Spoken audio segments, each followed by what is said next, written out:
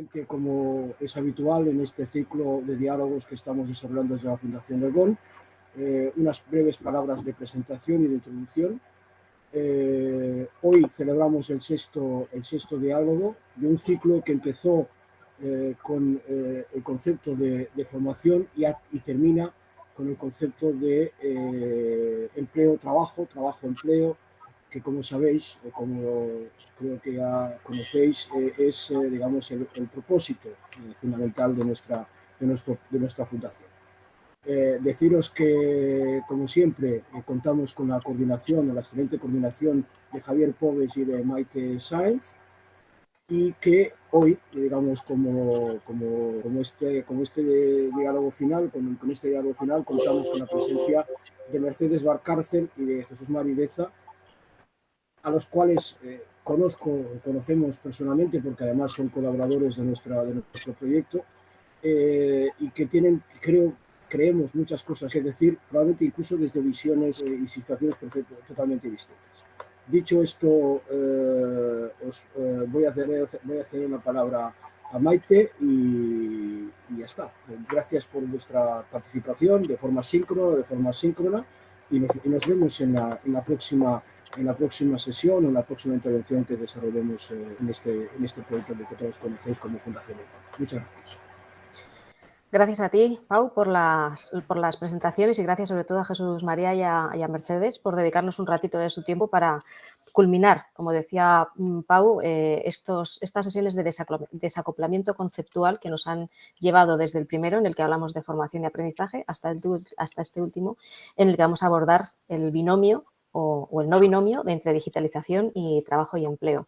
Lo que hemos querido es intentar ver la realidad desde una perspectiva diferente, utilizando esos conceptos tradicionalmente en nuestro ideario para hablar de formación, de aprendizaje, de talento, de liderazgo, de tecnología, y llevarlos al entorno de este post-COVID o más bien creación de un nuevo contexto de trabajo.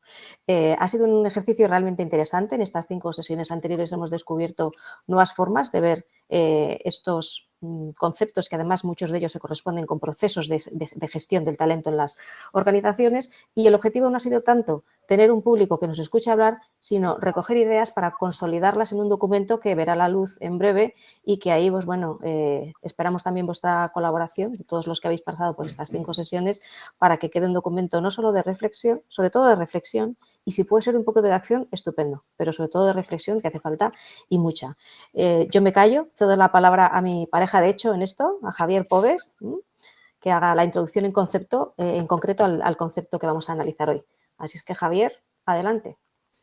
Buenas. En estos diálogos lo que estamos intentando es romper, digamos, la cristalización de los conceptos que teníamos en la sociedad industrial. En la sociedad industrial teníamos una serie de conceptos que estaban muy relacionados y tenían sus significados, y que hemos arrastrado a esta nueva era, de alguna forma, y que nos están dificultando entender la nueva era. Uno de estos conceptos importantes es el de la digitalización. La digitalización no es algo de hoy, sino es algo que empieza en los años 60. De hecho, empieza antes si lo entendemos de una forma más abierta, ¿no? Como por ejemplo los procesos de virtualización con la incorporación del teléfono, por ejemplo, ¿no? Donde de alguna forma entendemos que las personas tienen una realidad virtual con la que podemos hablar, pero no tienen presencia, ¿no?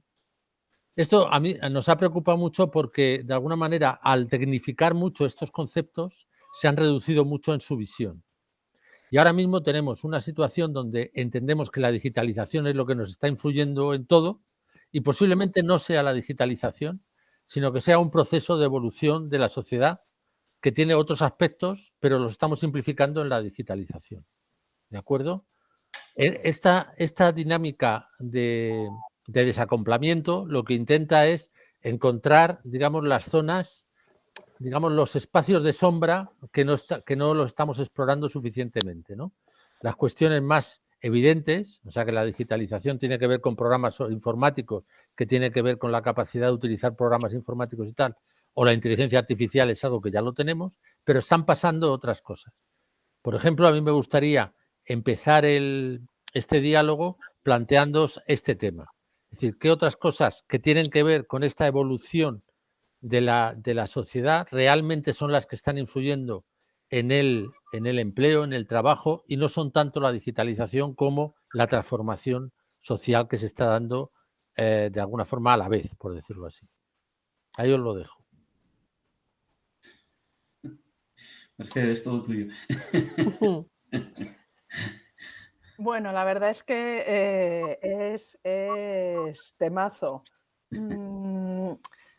Para mí la digitalización, el reto que tiene es que es una palabra que significa, bueno, tiene un contenido amplísimo y además significa cosas distintas en función de qué parte del contenido de la misma puedas estar utilizando. Y en concreto, ligado al mercado de trabajo, tiene impactos muy distintos.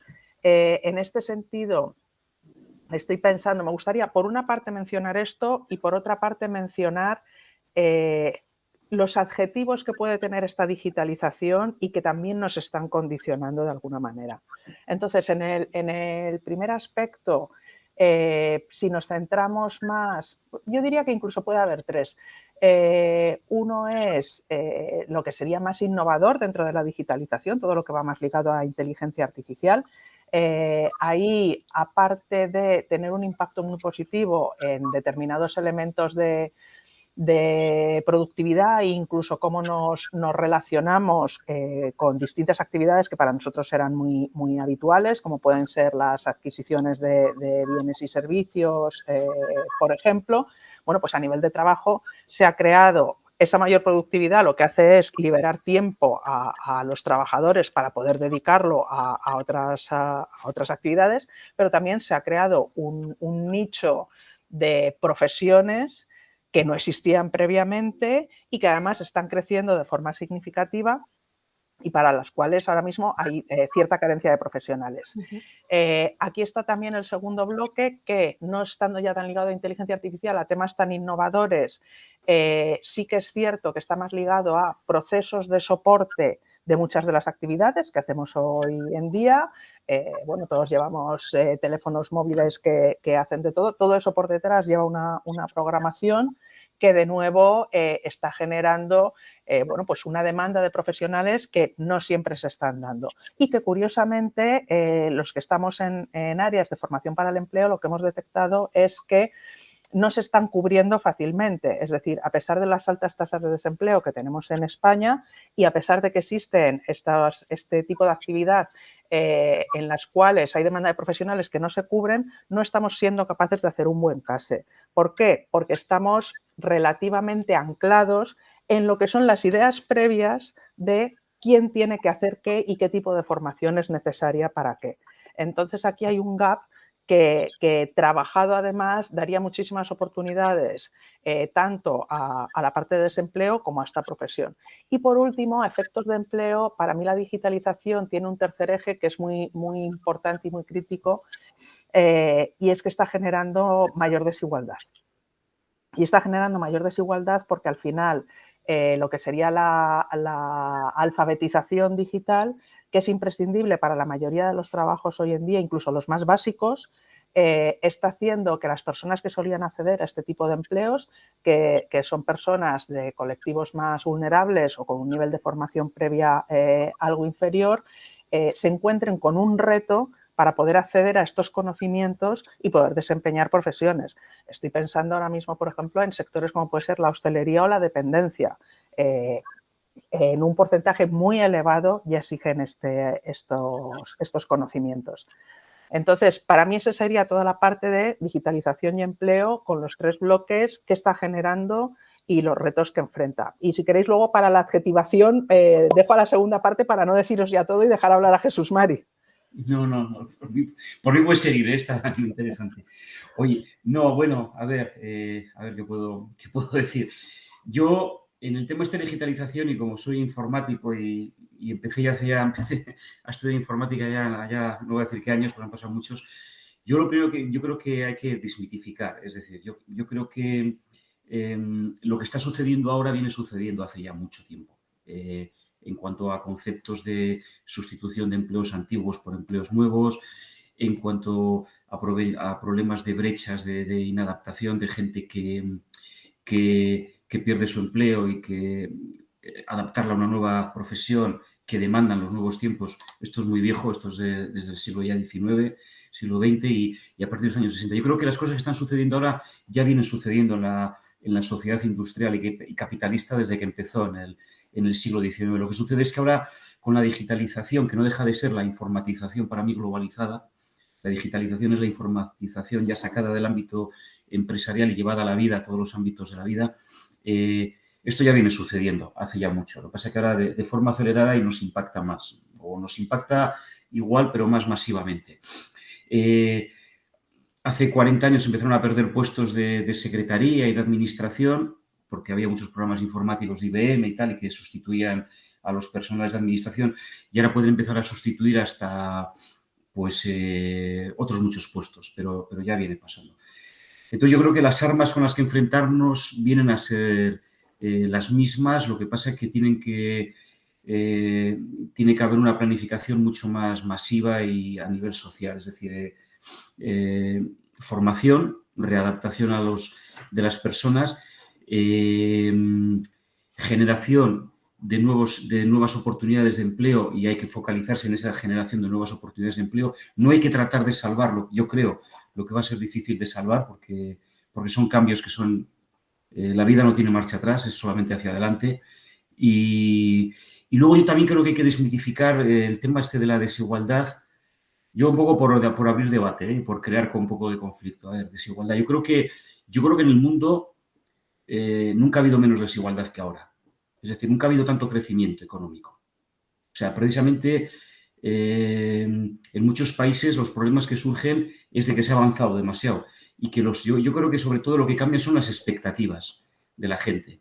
Cambian las expectativas y cada vez nos conformamos con menos, ¿no? Cada vez queremos más y eso es una buena señal. Y eso está pasando en países donde antes el problema era el hambre o encontrar un trabajo y ahora donde la gente lo que quiere es trabajar 40 horas y cuando trabaja 40 horas quiere trabajar 35 y cuando trabaja 35 quiere trabajar 30, ¿no? Y eso es bueno. Eso es bueno, pero yo creo que realmente la digitalización está produciendo un enorme avance en todo el mundo. Nunca ha habido menos hambre en el mundo. Nunca ha habido menos hambre. Ahora los problemas son que, bueno, pues que la gente demanda también energía eléctrica y demanda muchas cosas. Entonces yo, por desmitificar, yo creo que la digitalización empezó hace ya mucho tiempo, ahora se ha acelerado. Creo que los problemas a los que nos enfrentamos son problemas que vienen arrastrando la sociedad capitalista del siglo XIX.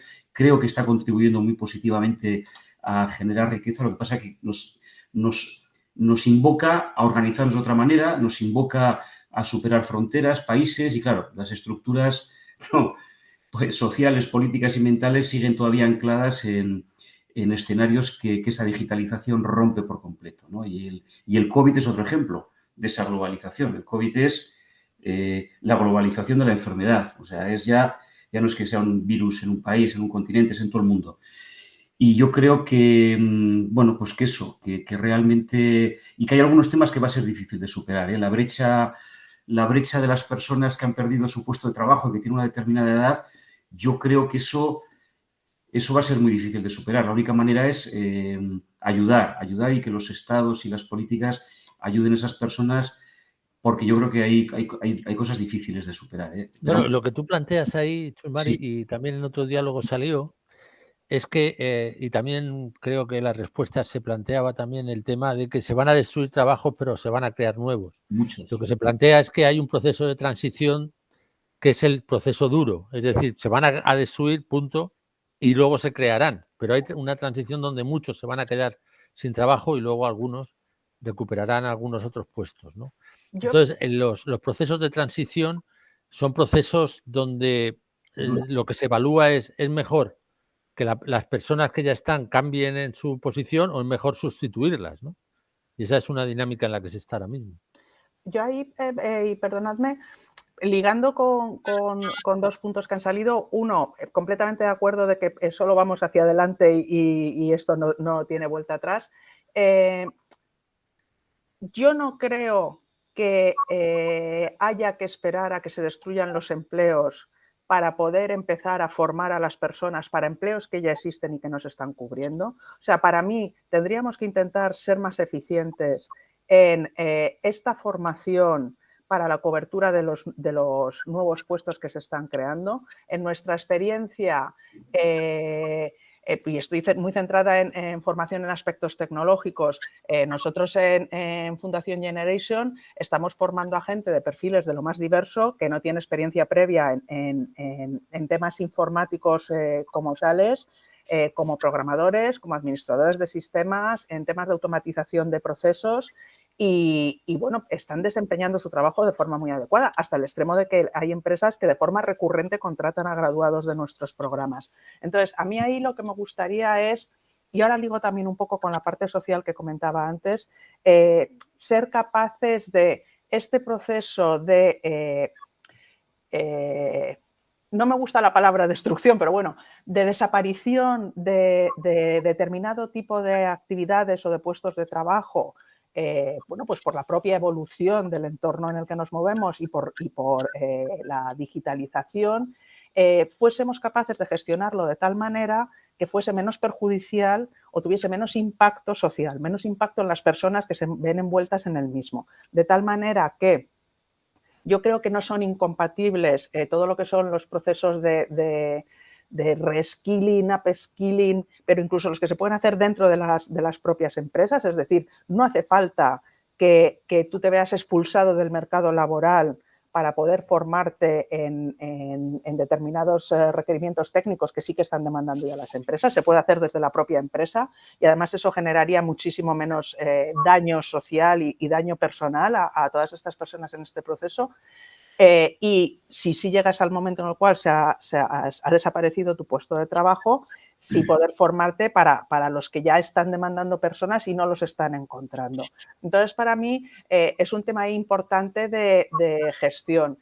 De gestión que tiene que venir impulsado por distintos actores dentro del sistema. Yo creo que la administración tiene un papel importante aquí en precisamente agilizar este proceso. Creo que las empresas, dentro de lo que sería su componente social, tienen también un papel importante, no solo por la reducción de los impactos negativos de la eliminación de determinados puestos de trabajo, sino también por la retención del talento. Hay gente que es muy buena y que puede seguir siendo muy buena realizando otro tipo de actividades. Entonces, para mí ahí un punto crítico es la gestión de todos estos procesos de formación. Y luego, respecto a los temas de desigualdad, es un hecho que ahora mismo tenemos una pobreza absoluta en el mundo menor de la que ha habido en ningún momento histórico. Pero bueno, la desigualdad no solo tiene que ver con crecimiento, porque la desigualdad también está en qué posicionamiento tienen las personas dentro de una misma sociedad. Y la realidad es que España, que bueno, es un país que tiene una renta per cápita media alta para lo que son los países que hay en el mundo, tiene el índice de desigualdad más elevado de la Unión Europea.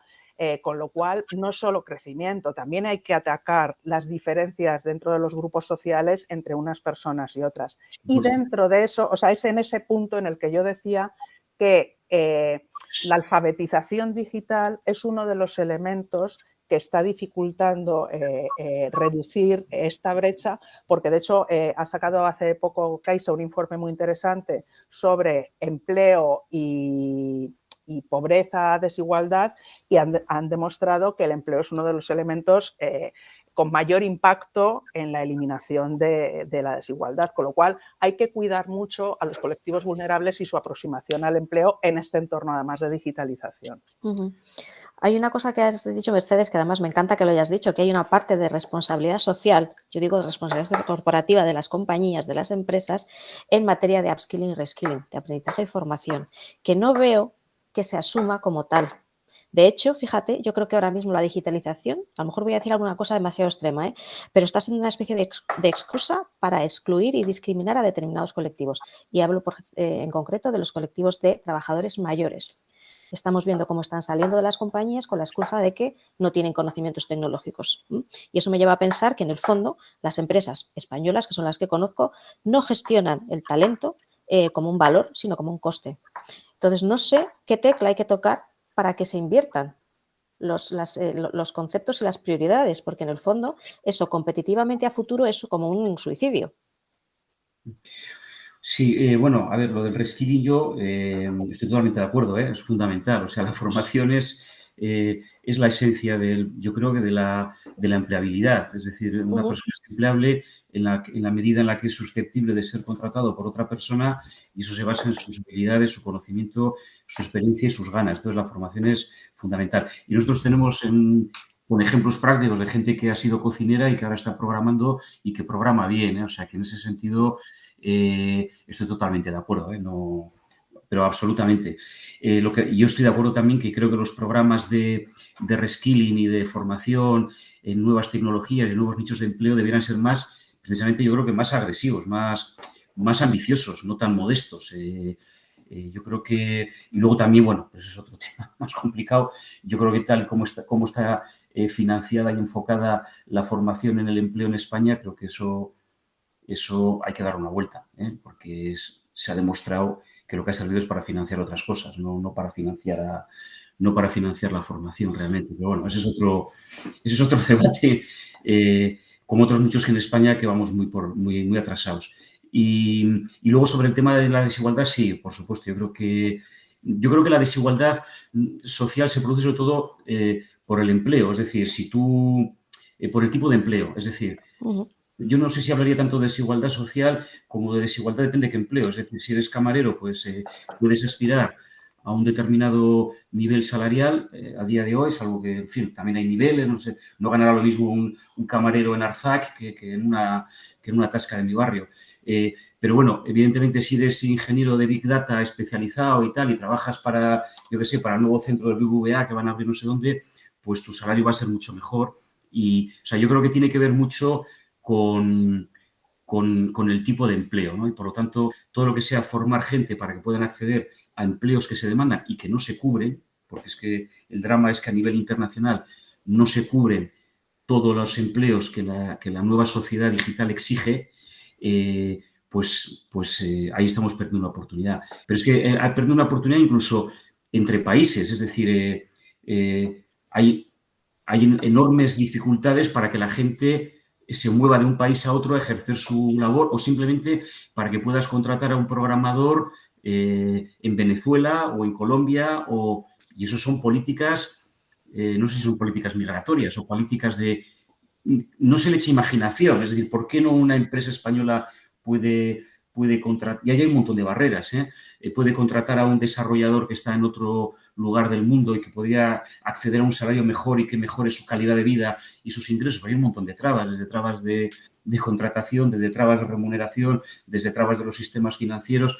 Es decir, trabas de un viejo mundo que no se adapta al nuevo mundo que ha llegado ya.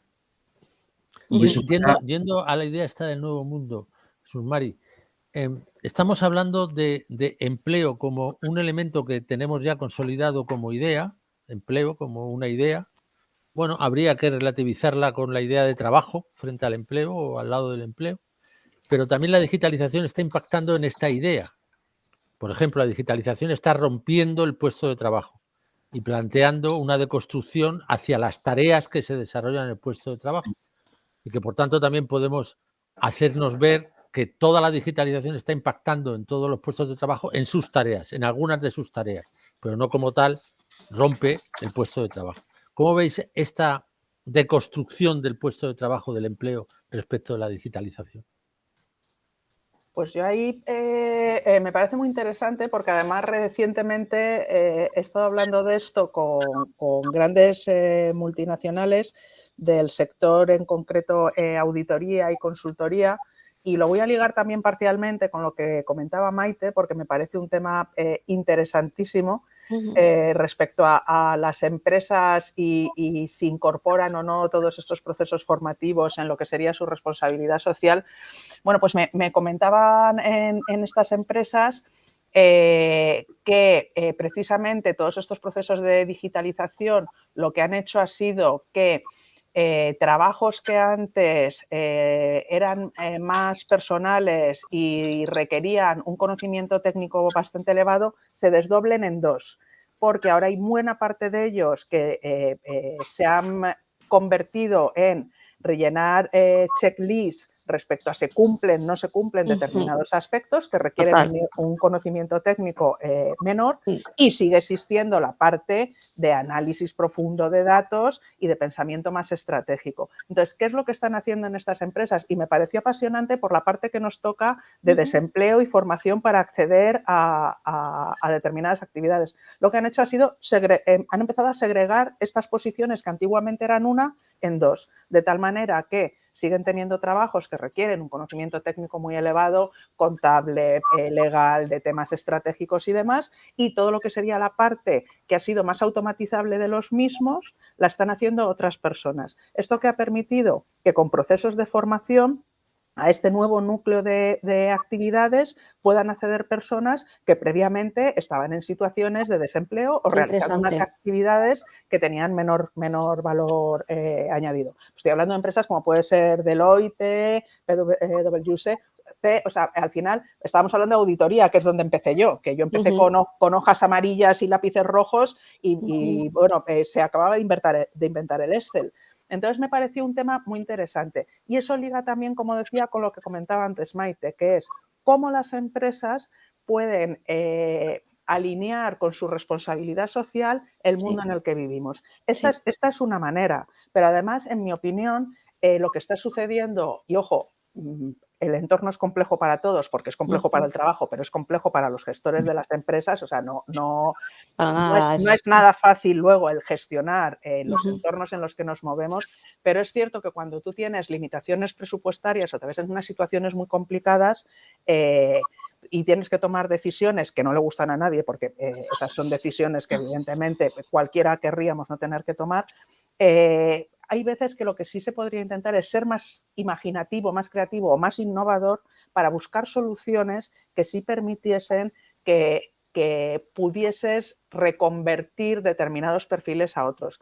Y también quiero romper una lanza con el tema de la edad y la digitalización, porque para mí al final yo creo que también está muy ligado a los temas de tipos de trabajo y aprendizaje continuo. Es decir, cuando a ti desde pequeñito te han educado o eres un ser curioso por naturaleza en que tienes que estar permanentemente aprendiendo, pues tú te molestas en ir aprendiendo, hombre, que hay cosas que se te dan mejor, hay cosas que se te dan peor. O sea, yo el Power BI lo odio y todos estos temas de las tablas dinámicas y no sé qué, pero bueno, pues vas evolucionando. Entonces, al final yo creo que también hay que facilitar a las personas ese entorno que les permite evolucionar y acompañarlas en este cambio de mentalidad de dónde estás ahora mismo. Y quizá eso sí que sea un tema que se echa en falta en las empresas. Ahí ayuda. Sí, no, perdona, Mercedes, ahí ayudaría un poco también lo que ha dicho Jesús María, que es verdad que da para otra mesa, pero que a lo mejor podemos dar alguna pincelada, porque claro, las empresas no pueden estar solas en esto. Y ese sistema de formación bonificada tendría también que adaptarse. ¿Podéis adelantar algunas líneas por las cuales pudiera ir sin convertirlo en otro desacoplamiento más? Hombre, yo por intentar aportar alguna, creo que la formación es fundamental, es clave.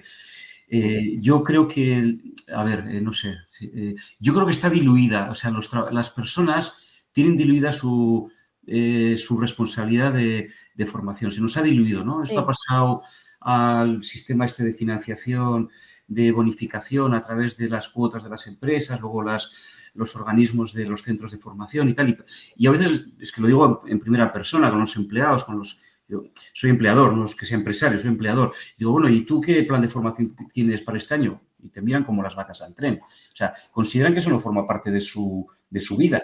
Pero te lo digo de gente de ingenieros informáticos. No te estoy hablando de un camarero, También se puede hablar de camareros. Oye, ¿y tú qué curso vas a hacer este año, yo qué sé, de hacer nuevos pinchos o de aprender a hacer nuevas copas o tal? O sea, esa se ha diluido. Parece como que la persona está esperando, igual por el sistema educativo que comentaba antes Mercedes, que hemos recibido desde niños, desde que nos dicen lo que tenemos que aprender a hacer y un poco secuenciar, ¿no? Y yo creo que a la gente hay que hacerle ver que es responsable de su propia carrera y que es responsable de su propia empleabilidad. Y para eso, yo creo que sería bueno, yo en eso soy un poco, creo que tendría que tener la cuenta individual de formación el trabajador, la persona. Es decir, que supiera que tiene su dinero ahí para formación, pero él es suyo. Él tiene que gestionar eso, independientemente de que luego lo haga a través de la empresa, luego a través de centros de formación, de universidades, en fin. Pero debiera, las personas cuando recibimos el shock de que somos responsables de nuestro propio, cuando somos responsables de nuestros ahorros o de nuestra vida, pues yo creo que la gente reacciona más. Yo creo que ahora la formación está como muy diluida en un aparato ahí, en una cosa que se organiza y que no acaba de ser muy eficiente entonces, yo no sé. Como una mochila austríaca de formación. Como una mochila austríaca de formación. Sí, una especie de... Lo mismo yo creo que el desempleo debería ser una cuenta individual de desempleo, de cesantía.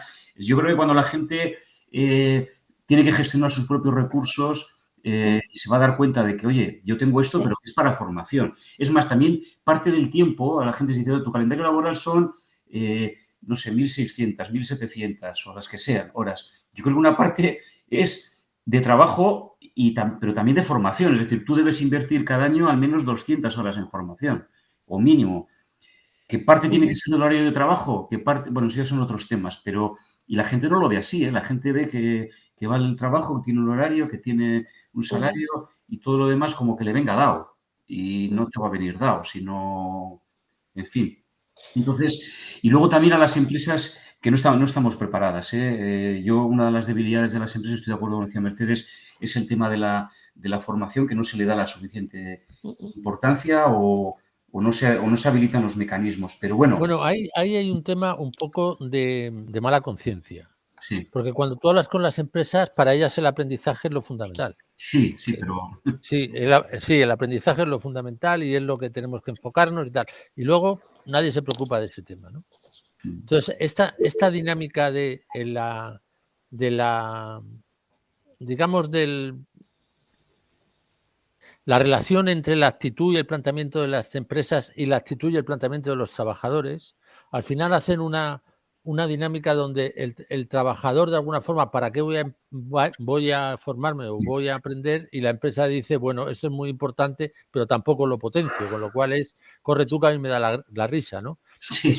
Es una dinámica muy perversa la que se está dando. Sí, es perversa, sí. Luego sucede un poco lo que decía Mercedes, ¿no? Que cuando te vuelves obsoleto o ya no cuentas, pues la empresa prescinde e intenta buscar en el mercado cuando lo que podía haber hecho igual era invertir en esas personas que tiene precisamente para reciclarlas y que sigan siendo... Pero ahí hay un factor, perdóname, Chus, de falta de competitividad. Es decir, muchas empresas en España no son competitivas ni quieren serlo. Ya. Porque no ponen los esfuerzos reales para realmente ser competitivos. No necesitan en ese mercado serlo. Entonces, te llama la atención cómo no hacen, digamos, el esfuerzo, digamos, de aprendizaje y formación que en teoría deberían hacer. Sobre todo medias empresas, no digo grandes empresas, medias empresas que están en una situación cómoda. Por ejemplo, en temas que tienen que ver con... Yo te pondría nuevas energías, nuevos materiales, etcétera, ¿no? Sí, yo pondría el ejemplo más sangrante de todos. Hablamos mucho de la empresa, pero el principal empresario de este país y el principal empleador de este país es la administración pública. Y habla de tú a una administración pública de que adecúe su estructura de función pública a las nuevas demandas de la sociedad. O sea, yo que trabajo mucho con la administración pública, les suelo decir en bromas, a veces se enfadan, os sobran abogados y os faltan gente experta en digitalización. Pero dile tú al responsable de función pública de un gobierno autonómico, oye, ¿qué estáis haciendo? ¿Habéis vuelto a definir vuestro mapa, vuestro plan de estructura de puestos de trabajo? Nada, no han hecho nada en 50 años. O sea, la estructura de puestos de trabajo de la Administración Pública Española en el 2021 es la de 1981. Y a nadie le importa, ¿eh? Pero a los sindicatos tampoco, ¿eh? Ni a los sindicatos ni a los políticos. Sí. Está claro. Tampoco, ¿eh? Y diles que claro. Por eso somos una sociedad no competitiva. Diseñadores de procesos de interfaz de usuario, diseñadores de pantallas, o analistas de procesos, analistas de datos. No. Vamos. Hay un contubernio malicioso detrás de todo esto, esa es la verdad. Sí. Quisiera sacar otro tema, porque también lo habéis citado, y es más la educación de base. No sé si habréis leído hace poco, yo lo leí esta semana, de los currículums de bachillerato desaparece la asignatura de tecnología de la información, que es la única relacionada con informática que se daba. Una barbaridad. Una barbaridad. Voy más atrás. Bueno, eso es un tema, perdóname, Maite, que los pedagogos llevan haciéndolo desde el proyecto Atenea, que yo participé en el año 1986.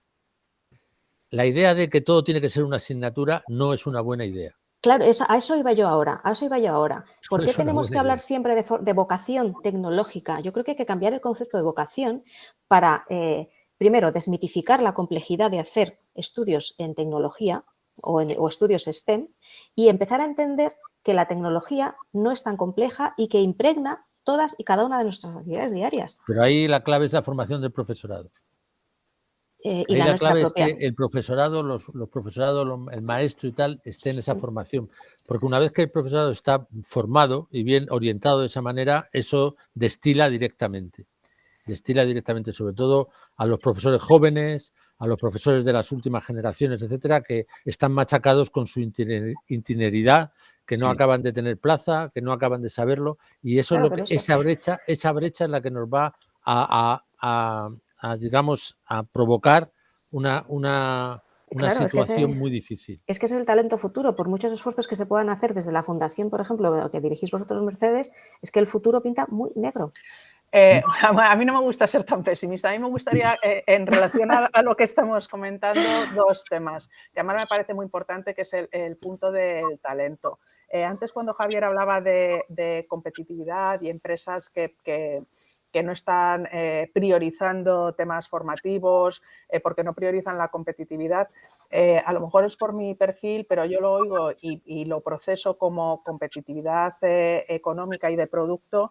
Y me parece que cada vez más hay un elemento muy importante, que es ser competitivo en la captación de talento. Entonces, no es solo el impacto que puedan tener por temas innovadores en su propio sector de actividad, sino que finalmente yo creo que a efectos de equipo de trabajo acaba teniendo también un impacto muy negativo, porque no eres capaz de atraer a personas que estén interesadas, porque consideran que es un ambiente en el que no les apetece trabajar, y eso además con la gente joven cada vez está pasando más. Totalmente. Tanto por la parte de talento, el aprendizaje permanente, el lifelong learning y todo este elemento, como por la parte de diversidad de personas con las que te relacionas. Sí. Es decir, al final, nosotros una de las cosas por las que abogamos en Generation es por diferentes fuentes de talento.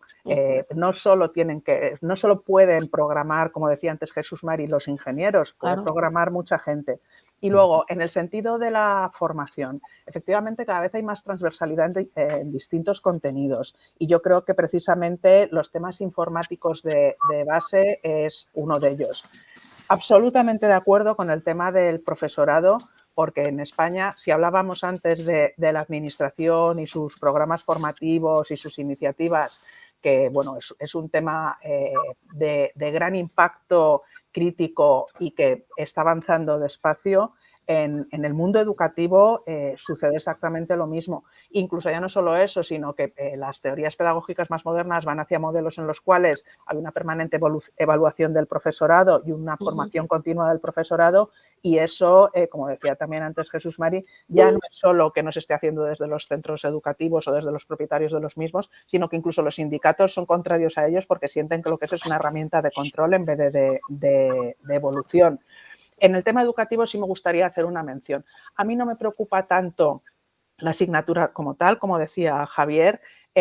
Sí que me preocupa, y vuelvo a los temas de desigualdad, quizá por mi perfil, que ahora mismo, para poder seguir determinadas clases o tener determinados conocimientos, tú necesitas una infraestructura que es cierto que mayoritariamente se tiene, pero también es cierto que hay niños y jóvenes que no pueden acceder a la misma y que está limitando de forma significativa su aprendizaje. Entonces, en toda esta parte de crear la base mínima de conocimientos que te permita luego crecer, no podemos olvidar, si hablamos de digitalización, el eje de políticas sociales o de asuntos sociales que permitan cubrir esas necesidades para que realmente trabajemos en una sociedad más igualitaria de cara al conocimiento.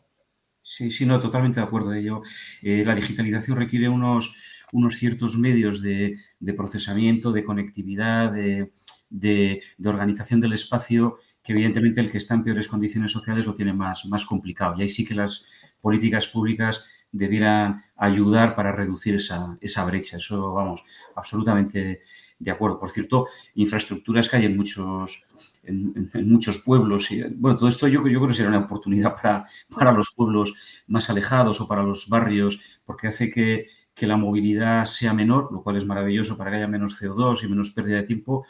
Y yo creo que se debieran plantear esas infraestructuras. Si uno en su casa no la puede tener o es más complicado llevarla, no sé, pues se pueden crear infraestructuras en los barrios, en los sectores, en los pueblos, precisamente infraestructuras públicas para que la gente pueda tener acceso a esos medios y a esa conectividad. Y tampoco sé si está haciendo mucho en eso, la verdad, no lo sé. Pero se podría hacer. Y totalmente de acuerdo, es fundamental. Y ya se me ha ido el hilo, algo quería decir. Bueno, pues sí que estoy de acuerdo con lo que has dicho, de que hacen falta políticas públicas para reducir esa brecha, pero sobre todo para mí en el enfoque de dar oportunidad a la gente, de dar oportunidad a la gente para que la aproveche. Sí. Sí, quería decir que en los programas de formación, hay ya muchas experiencias en el mundo de formación a los niños desde pequeñitos, no exactamente programación, pero sí de lógica matemática, sí de unas ciertas bases conceptuales que luego les va a resultar más fácil aproximarse a la tecnología. Y tampoco yo creo que se están haciendo muchas cosas en ese sentido, la verdad. Y hay experiencias, ¿eh? Yo no sé si fue en el foro anterior, Javier, me parece que alguien comentó que en Finlandia se había hecho un gran experimento educativo con toda la ciudadanía, ¿no? Sí, con dar una inteligencia serie artificial, ¿no? de contenidos de inteligencia artificial abiertos para toda la ciudadanía. Muy divulgativos y tal. Muy Hay otro tema que yo creo que también es interesante de tocar y que incluso además puede tener un eje de políticas sociales, y es cómo trasvasar o cómo encajar el conocimiento técnico que se necesita con el conocimiento digital, porque muchas empresas lo que se encuentran ahora mismo es que la gente joven, que es la que tiene este conocimiento digital, le falta el conocimiento técnico de muchos años de ejercicio. Claro. Y lo que se hace muchas veces es coaching dentro de la empresa, pero yo no veo nada más a nivel de política social o gubernamental, que sería muy interesante hacer. Claro, yo creo que ahí el tema de la deconstrucción de los puestos de trabajo va en esa dirección también, o la idea de alguna forma que algunas de las tareas pueda hacerse de alguna manera en colaboración, de manera que el intercambio de conocimiento sea, por un lado, la experiencia, que pasa la experiencia a la persona más joven, y el joven apoya a la otra persona para, de alguna forma, incorporarse a esta dinámica, ¿no? Son procesos que se ven cómo pueden ser, pero la empresa, la organización no es flexible para poder ponerse a funcionar de esa manera. Tan simple como tener puestos de trabajo con dos sillas en lugar de solamente con una silla. O tener puestos, como ya se ven en algunas empresas, donde está el maestro de taller y la otra persona que están a la vez trabajando, ¿no? El trabajo cooperativo básico también daría que hablar, ¿no? En ese sentido, porque es donde se hace la transferencia realmente de experiencia, ¿no? Porque la idea de la experiencia es clave, asociada al conocimiento crítico que se puede tener en un entorno organizativo, ¿no? Yo creo que sería una idea explotar desde el punto de vista de política social y desde el punto de vista de política laboral, creo yo, o normativa, ¿no? Que hay contratos ad hoc para eso, porque no se usan muchas veces. Nosotros, es que me ha recordado que una de las cosas que estamos pilotando es en los grupos de formación, porque hasta ahora teníamos grupos de jóvenes, mayoritariamente de garantía juvenil, es decir, menores de 29 años que no estudian, no trabajan, pues se financia con Fondo Social Europeo, y hemos hecho también grupos de mayores, que por ejemplo han funcionado muy bien en automatización de procesos, gente incluso que venía de call center, y eso ha sido política interna de una empresa, de reconversión de su perfil. Y estamos pilotando ahora grupos mixtos de formación porque hemos visto que funcionan muy bien. ¿Por qué? Porque las personas mayores y con más experiencia tienen una serie de competencias que a los jóvenes les son muy útiles compartir, y por contra los jóvenes tienen una aproximación a la tecnología que es muy buena para los mayores ver cómo se realiza. Entonces lo que hemos visto es que son unos grupos que funcionan magníficamente bien, porque además generan unos lazos de confianza muy importantes y hay una transferencia de conocimiento muy interesante de unos perfiles a otros.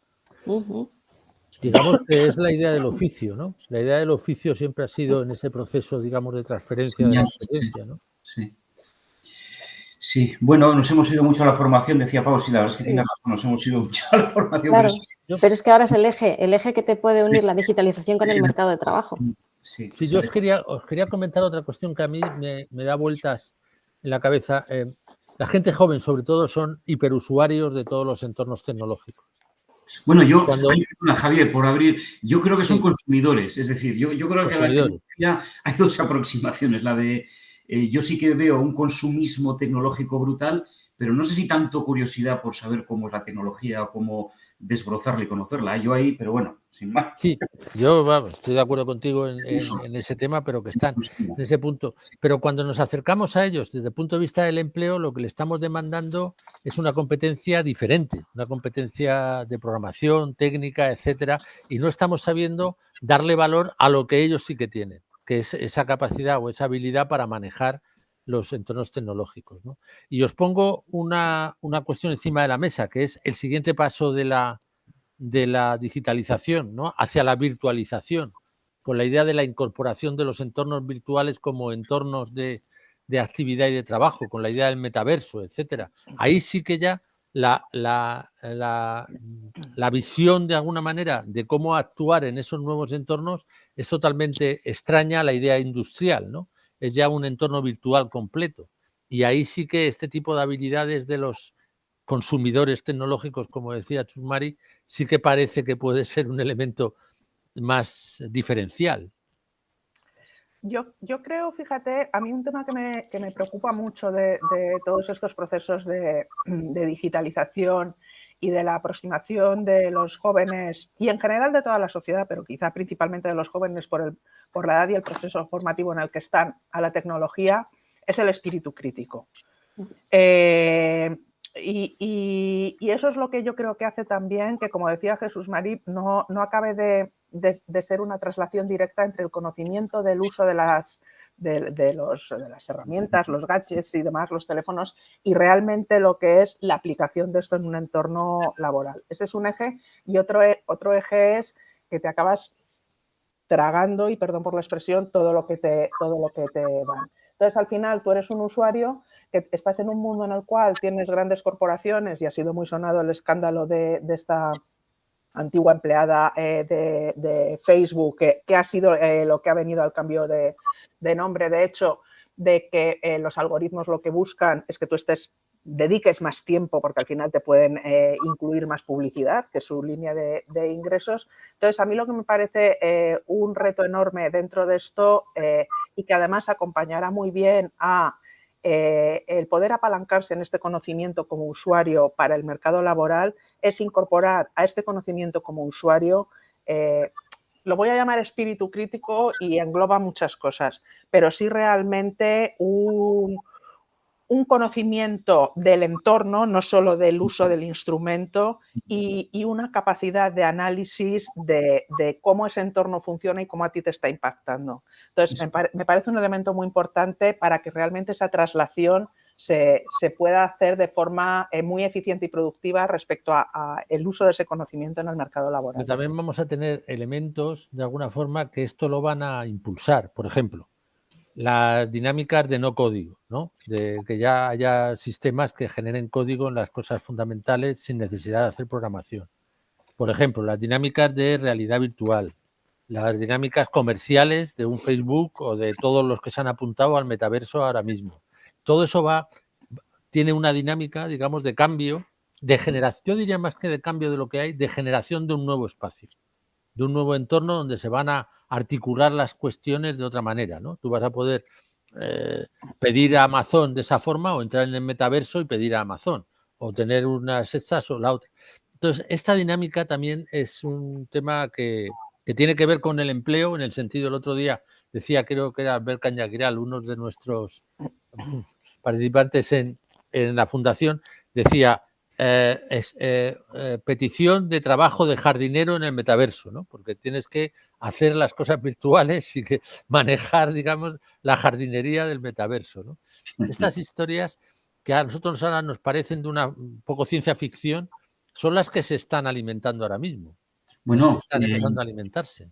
es empezando a alimentarse y a ser un gran negocio. Hay la venta del arte en estos espacios. NFTs, sí, sí. Bueno, pero las mayores subastas de dinero de obras de arte ahora mismo se están haciendo a través de obras de arte, no de Picasso, de Dalí o de Zurbaga, sino de obras de arte digital, millones de euros. O sea, es una cosa impresionante. O sea, que realmente esto sí ha venido. Y sí, la verdad es que no sé si asusta, pero bueno, sí que nos pone en una nueva organización del espacio económico, social, comercial, de todo tipo, y habrá gente que trabaje de jardinero en ese metaverso y gane un dinero, y gana dinero.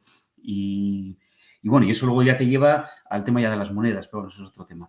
Y sí, no, la verdad es que hay cosas que, desde luego, si no tenemos espíritu crítico individual y social, nos pueden llevar a escenarios peligrosos. No estoy de acuerdo con Mercedes, no todo lo nuevo es bueno.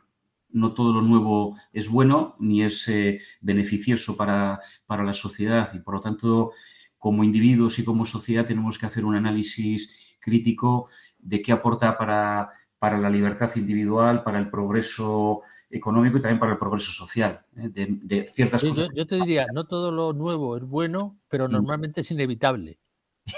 A ver, bueno, sí, hay cosas que son inevitables, sí, Y pero se bueno, nos echan encima, nos guste o no. Y sí. hay que reaccionar con cierta capacidad, o bien de muy a la defensiva o de integrarlo de otra dinámica. Y lo que tú decías tiene sentido en el sentido de que lo que tienes que hacer es darle el recubrimiento ético a la nueva realidad. Lo que pasa es que antes teníamos una ética y venía la realidad asociada a esa ética y ahora tenemos nuevas realidades y tenemos que crear una nueva ética, ¿no? La que ahora mismo está absolutamente intentando crearse es la ética alrededor de la inteligencia artificial y no está siendo nada fácil. Y no está siendo nada fácil porque los elementos que van en contra de ello, por ejemplo, todo el tema de los intereses políticos, económicos, etcétera, etcétera, lo están rompiendo absolutamente, ¿no? Esa Sí, idea. es una nueva realidad que supera totalmente las barreras tradicionales, ¿no? De la economía industrial. O sea, Facebook y toda esta gente y Google y tal, bueno, no voy a decir que no es la palabra que se ríen, pero es que no tienen barreras. O sea, no hay manera es inevitable e imparable si no se toman medidas al respecto. Es decir, ellos han superado por completo cualquier barrera que les puedan poner. Y los algoritmos, evidentemente, tiene que haber una cierta ética y también normativa de protección, ¿no? Frente a la discriminación de género, política, sexual, etcétera. Los algoritmos tienen que estar de alguna forma, no fiscalizados, pero sí ser transparentes, públicos, comunicables y que la gente los entienda, ¿no? Cómo funciona, sí. Porque pueden ser perversos, bastante perversos, sí. Maite, está en mute, Maite. Que para no molestar me había puesto en mute. Sigo teniendo al gato por aquí molestando, por eso lo digo. No, te decía que para terminar, como nos quedan 5 minutos, no sé si tú tienes alguna pregunta que quieras hacer. Yo sí tendría una, por si acaso, y si no, como tú me digas. Adelante, adelante. Sí, hago la que yo tengo, vale. ¿Hay lugar para los representantes sindicales en el futuro mundo del trabajo digitalizado?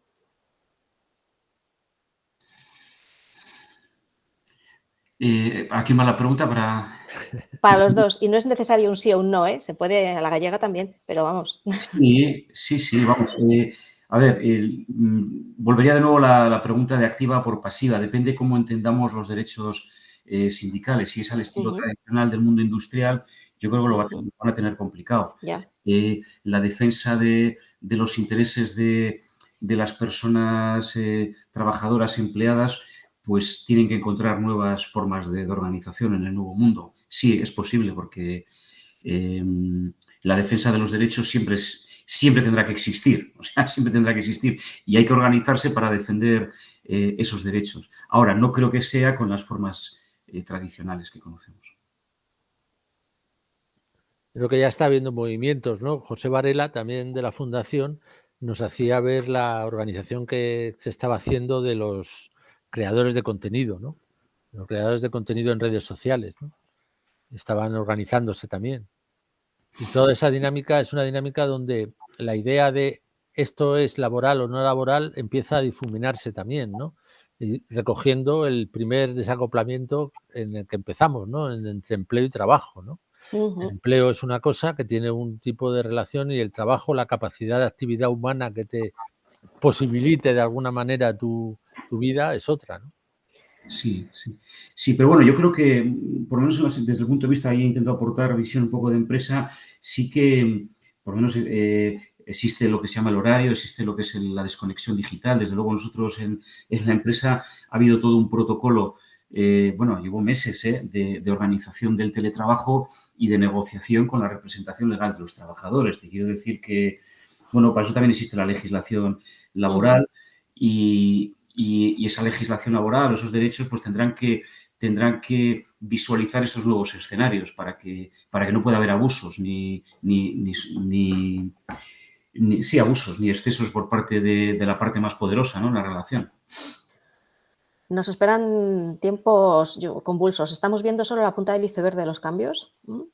Y la parte ética, sobre todo la que estabais comentando últimamente, que irá muy unida a la parte, a los posibles desarrollos jurídicos, bueno, van a ser complejos, porque ya empezamos a tocar, y lo estamos viendo con el COVID, temas de libertad individual, libertad colectiva, y hasta dónde podemos llegar en eso. Ahí no hay nada escrito, es que hay que reescribir incluso los términos de la ética.